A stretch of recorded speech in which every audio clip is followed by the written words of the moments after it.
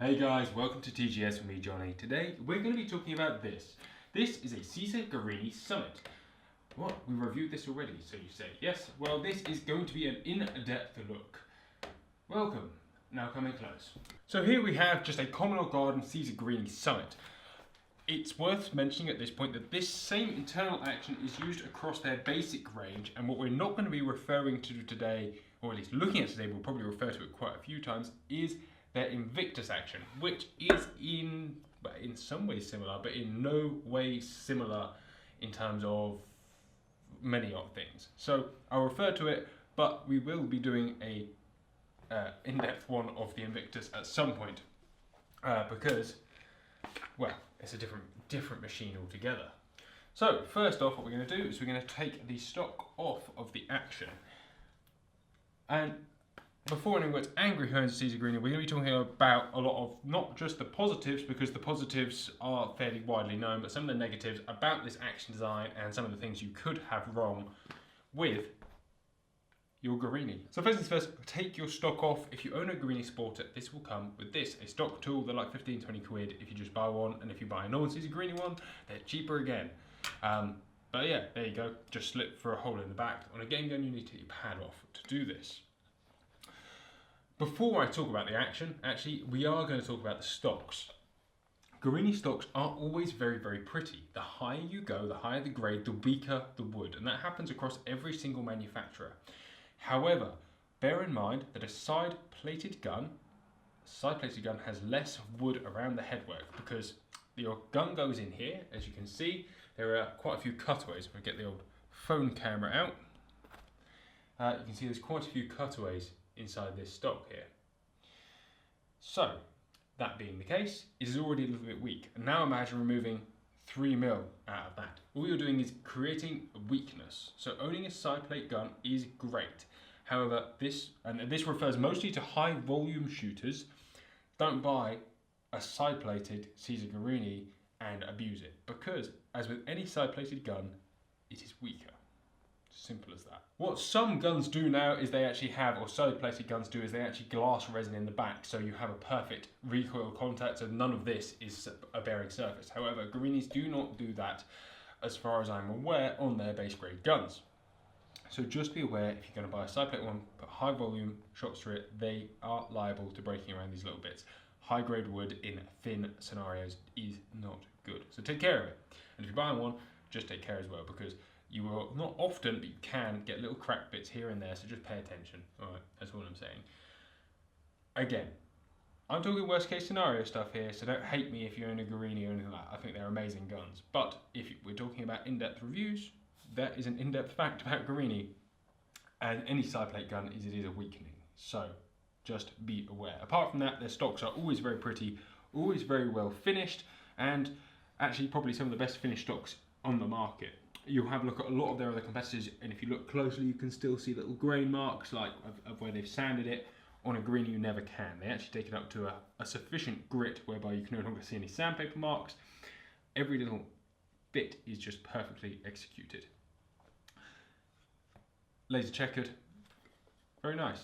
Each grade comes with its own checkering patterns, and as you can see, this gun has a pronounced right hand palm swell. Anyway, enough about that.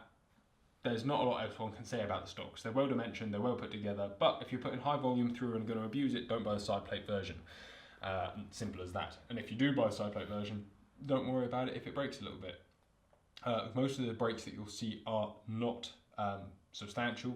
They're just like little cracks, and like I said, just these, like, for example, this top bit here might break off. But again, it's not structurally integral, but it is annoying, and you have to have it repaired. So let's throw that away. The action, and where there's a black action, I'm going to go get some white paper to go behind it. So here you have what you get inside of a Ceasar Guerini. It is actually a really smart little action. So what you have, if we get our very exciting pointing pen out, is you have your tumblers, you have a self-contained hammer mainspring system, or self-contained mainspring system. You have your tumbler hammers there. They have a very, very tiny, very nicely machined bent, and this is part of why your Ceasar Guerini has such nice triggers. What you'll also see on the back here is an interceptor sear, so if this has any breakage, this little piece just here will go into this notch here and catch your hammer to stop anything bad happening. Although obviously there is no substitute for good muzzle awareness.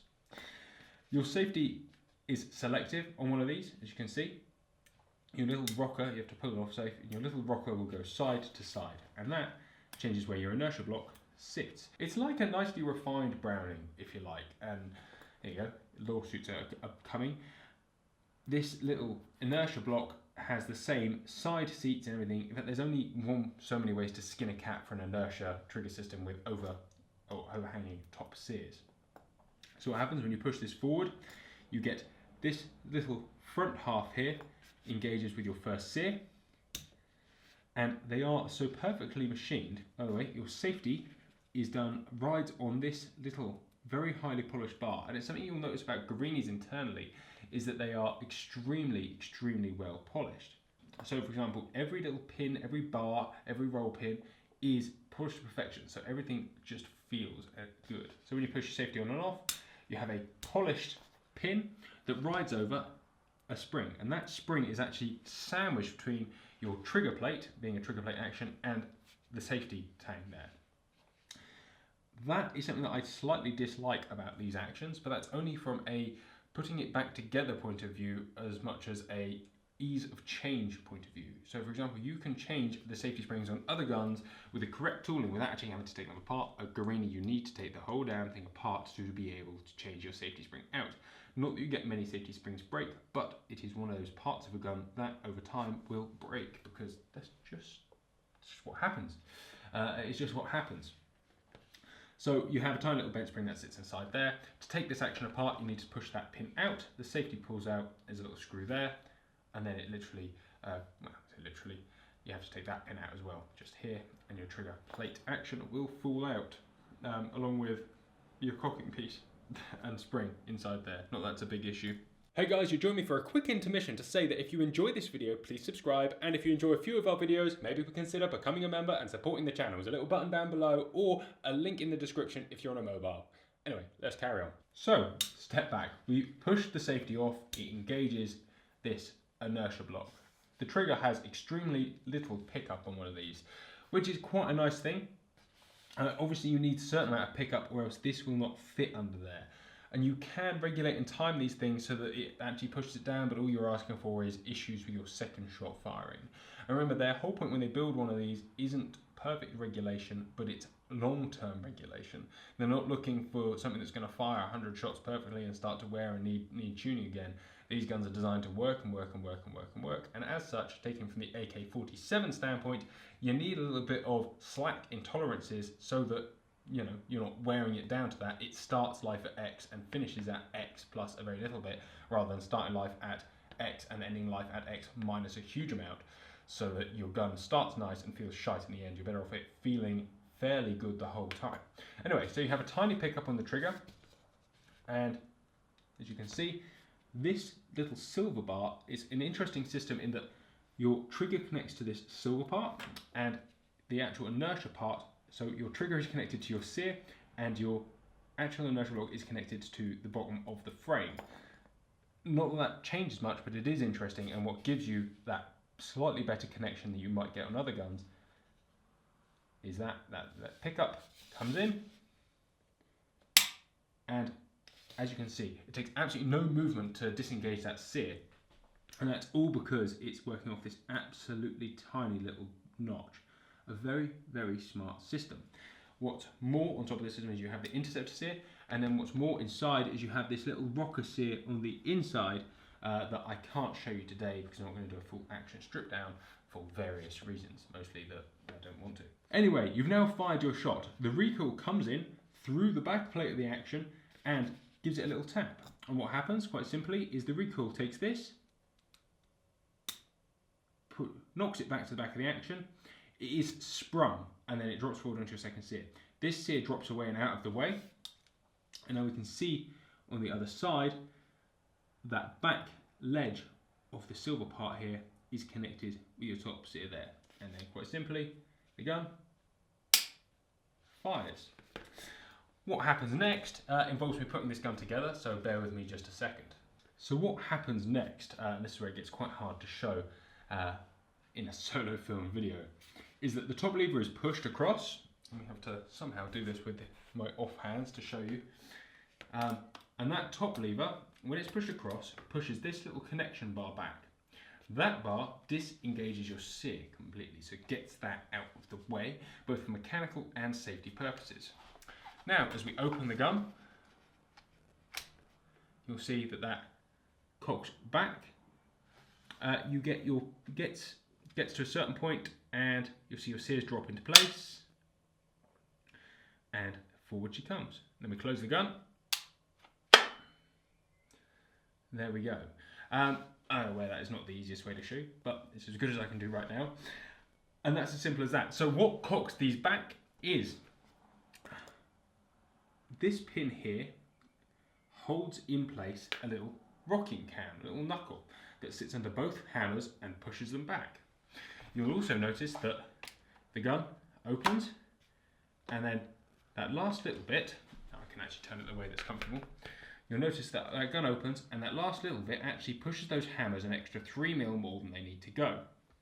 And that is why, with a lot of these guns that are sprung loaded on ejectors amongst other things, or at least timed in a slightly different way to how we would be used to, or I say how we used to, are just timed in such a way that is not potentially perfect, given the fact that they don't want to time it perfectly or else it can wear, although I think that's a bollocks excuse.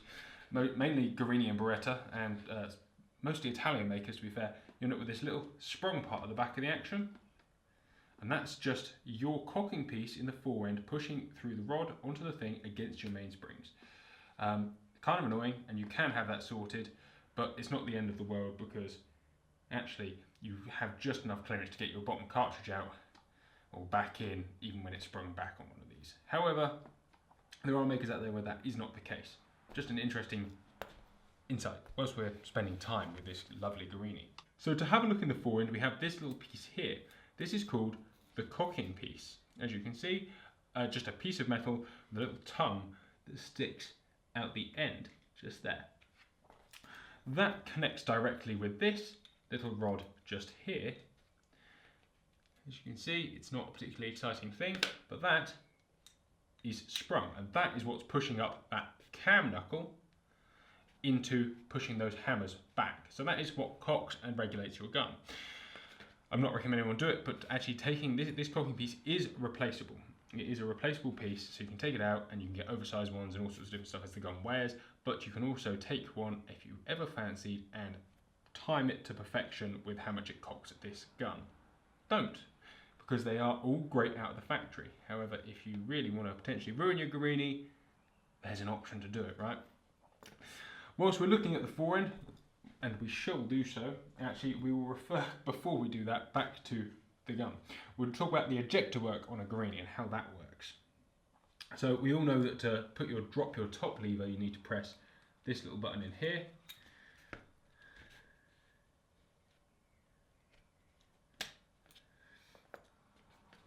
But when the gun is fired, and we just fire it off, you'll see these little blades here are connected to these rods here. So, quickly, just go bang. That rod pushes that forward, as does that.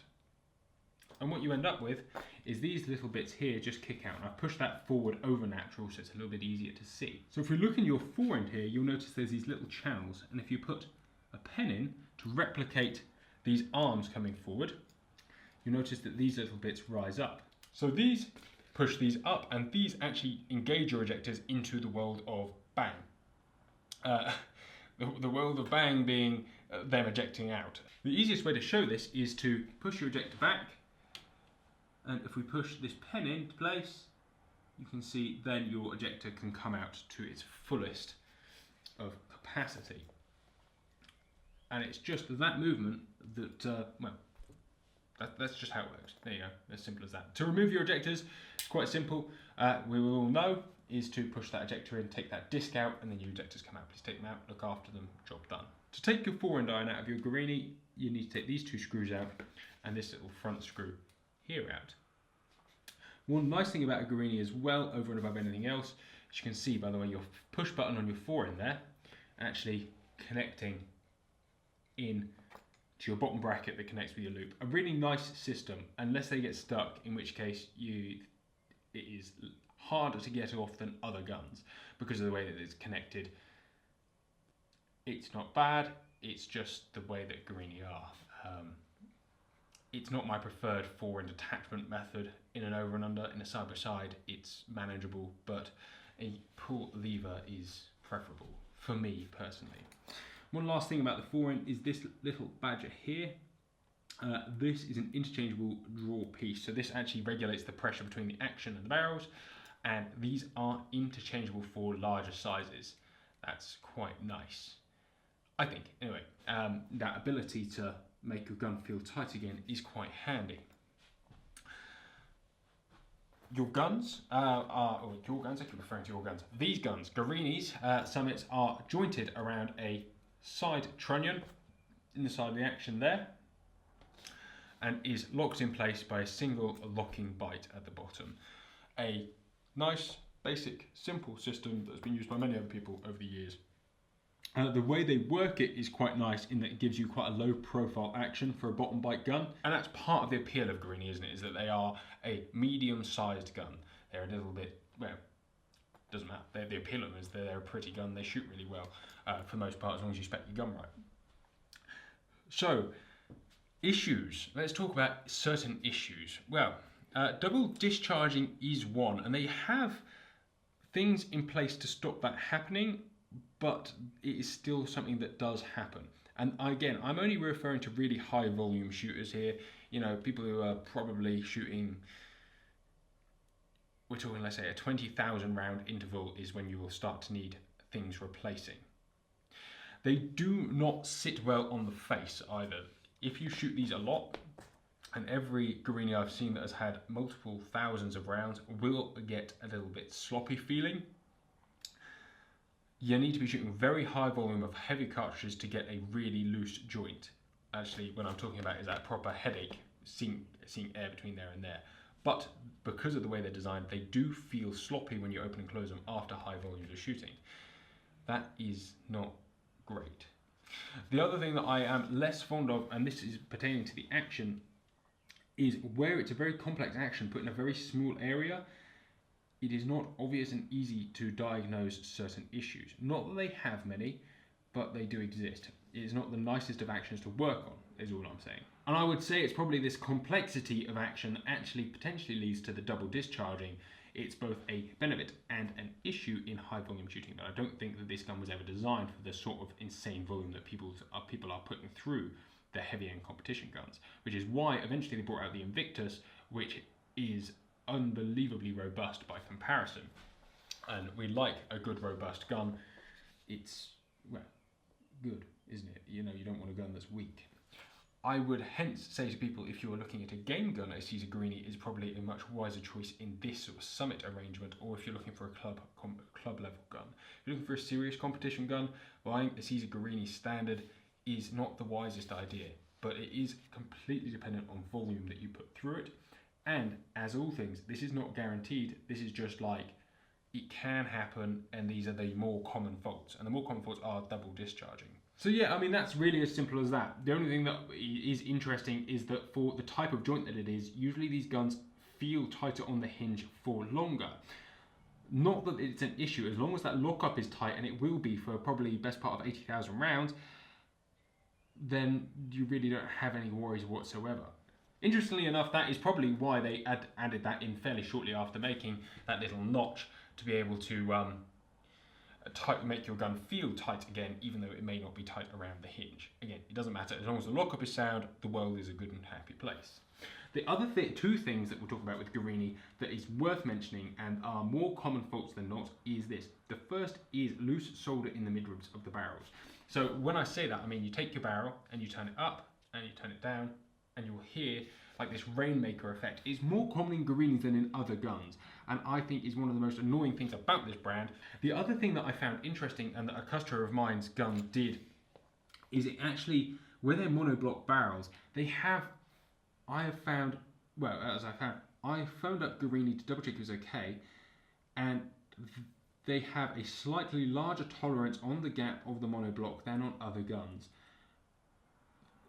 I mean, it might sound silly, but just seeing like a 0.5 millimeter gap in there just made me a little bit itchy. And that might sound stupid, but I'm allowed to sound stupid because, you know, monoblock barrels are kind of weird anyway. The other thing is, if you feel around this gun here, you'll notice that the joint on the monoblock is less good, which is fascinating, seeing as they're a company that also owns Fabarm, whose barrels are really very, very, very good in every way.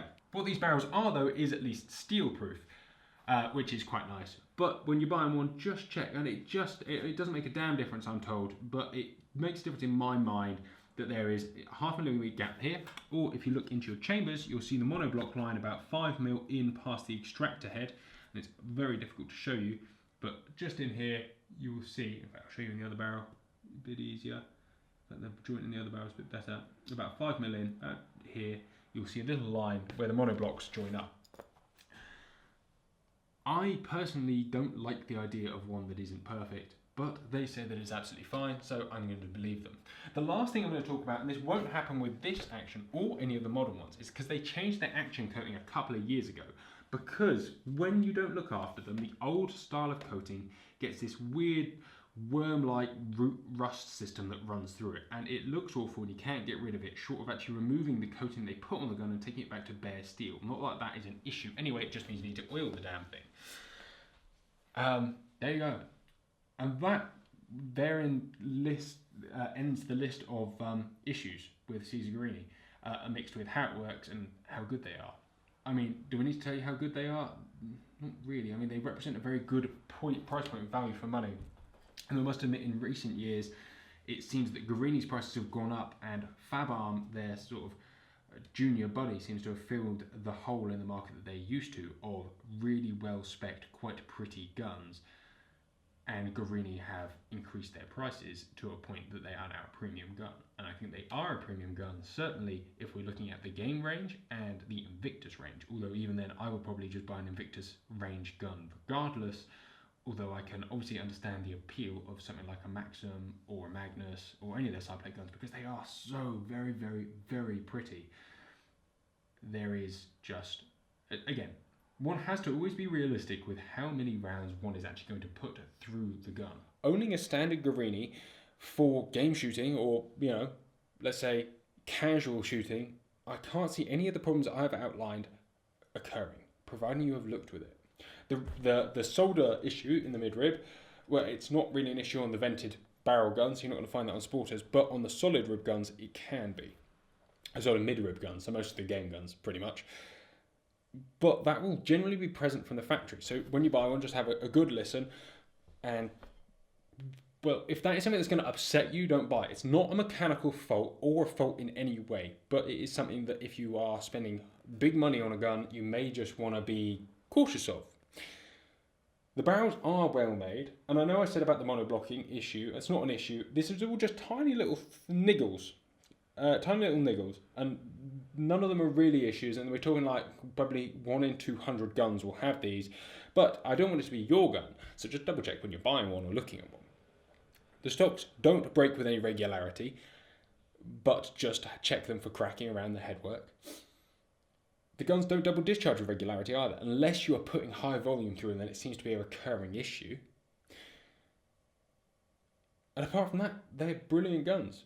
I'm trying to think of all the list of things that I've had wrong with them over the years. The answer is that is about it. Is double discharging seems to be the biggest fault with guns that are used very heavily, and feeling loose around the joint is an issue as well. And becoming loose on the face is an issue if you shoot many, many rounds, which unsurprisingly it is with every single gun, but it's just where they feel so tight to begin with and they wear in. And every other part of this gun, as I've said, is built to perfection and doesn't wear, but that joint pin does. And it's interesting they kind of have done that. Not that it makes a difference, because you can tighten yourself back up.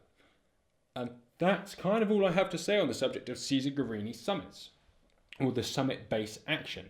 They are fantastic. They are perhaps overcomplicated. They are very nice. I'm sure somebody will enlighten me as to something I've got wrong, and I could take you through and take this whole action apart, but I'm not going to because it's unimportant. Go check them out, like with all things. They are fantastic. and they are still representing very pretty guns for the money. Now here's the thing, right, is actually before they released the Invictus range, I thought these were really, really good and I really enjoyed them. But when they released the Invictus range and kind of can show what they do, suddenly this is just less good than the Invictus range, mechanically speaking. Aesthetically, it's probably better. Yes, they have more hand finishing and the engraving quality is better and the finish is better and all this kind of thing. That's by the by. Mechanically, engineering-wise, the Invictus runs circles around this standard summit action, as it does with many modern actions. So, there you go. I'm going to stop talking now. I expect a letter from Guerini. But again, this is just me being honest as honest as I can anyway. Guys, thank you so much for watching. Take care. Goodbye. And, well, be excellent to one another. Take care.